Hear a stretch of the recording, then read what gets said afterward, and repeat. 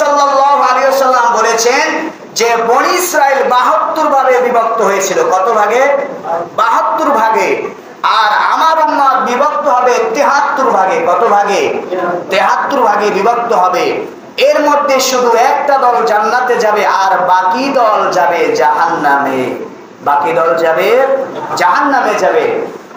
এরপরে সাহাবীরা জিজ্ঞাসা করলেন, ইয়া রাসূলুল্লাহ, 72টা দল যে জাহান্নামে যাবে, একটা দল জান্নাতে যাবে, সেই দলটার নাম কি? সেই দলটার পরিচয় কি?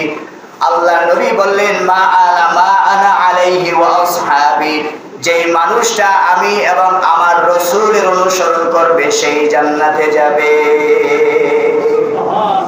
মা আনা আলাইহি ওয়া আসহাবি, আমি এবং আমার সাহাবী পথ এবং মত অনুযায়ী যে চলবে সেই জান্নাতে যাবে, সেই জান্নাতে যাবে। তাহলে সাহাবীদের পথ অনুসরণ করা আমাদের জন্য হলো মানদণ্ড। আমাদের জন্য কি? মানদণ্ড। তাহলে এখন আমাদের জানার বিষয় হলো আমরা অনুসরণ করব কাদের? জোরে বলেন কাদের? রাসূল এবং সাহাবীদের। কোরআন এবং সুন্নাহর অনুসরণ করব। কোরআন এবং সুন্নাহর অনুসরণ করব।